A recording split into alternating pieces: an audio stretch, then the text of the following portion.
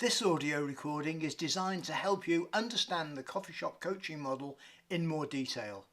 Listen to this exchange with one of your salespeople in a coffee shop following a presentation that they have just given to a potential customer.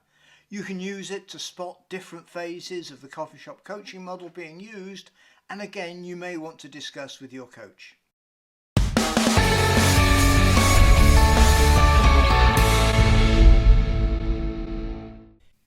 Well, that was a successful call.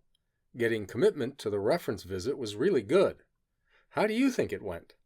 Yes, we certainly achieved our objectives, and I felt good about the outcome, but I'm sure that it could have been improved. That's always the case. Do you want to spend a few minutes exploring how it could have been even better? Why not? Was there any particular issue that you wanted to discuss? I was generally very comfortable, but I don't think that the company overview towards the end was really convincing. Yes, I noticed that the prospect didn't seem so engaged during that part. Is that what you were referring to?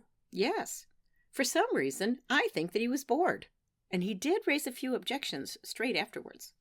Do you remember exactly how you got around to giving the pitch? Well, he simply asked me to tell him a little about our company. That's right.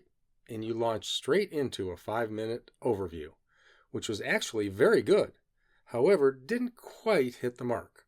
Do you have any idea why that was? Well, actually, recounting it like that, I should probably have questioned him about what he wanted to know. I think so. And how would that have made a difference? I would have been able to make the pitch much more relevant to his needs. So, let's say that I am a prospect and say something like, "Can you tell me a little more about your company?" I'd reply with, "What in particular would you like to know?" I'd like to understand your background and understand a little about what you have done with other customers in my industry. That would have really helped me, as then I could have just spent a few moments on our history and spent most of the time discussing the case studies that I'd brought along. Exactly. However, could you have gone even further? What do you mean? You remember that a few minutes before he asked about the company, you had done a really good job of finding out about his business issues and getting him to state that speed of response to fault calls was important? An area where we have a great story against our chief competitors in this deal. Yes, so maybe I should have also said, "And would it be useful to briefly describe our support operations that we talked about a moment ago?"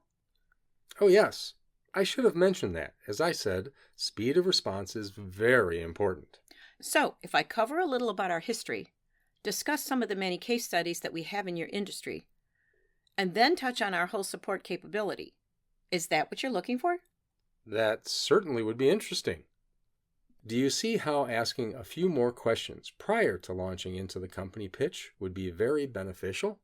Yes, that would have been much better. In fact, there was no need to go into our international operations or our R&D at all, which was probably the stuff that he got bored with.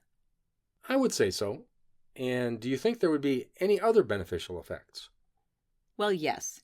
The objections that I had to handle after the pitch were all in areas that he wasn't really interested in. That's a good observation.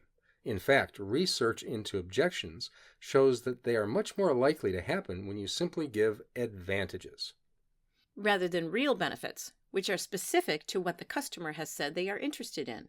Absolutely. So, if you were in a similar situation again, what would you do differently? I'm going to write myself a note which says, "Make sure that I fully understand what the prospect is looking for before giving a pitch. Ask more questions." Okay, was that useful? Very. Thanks very much.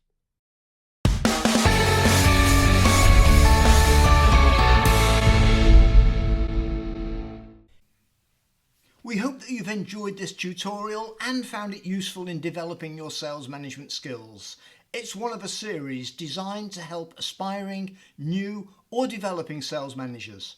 Please subscribe to get access to all of the tutorials in the series and to get news of new ones added.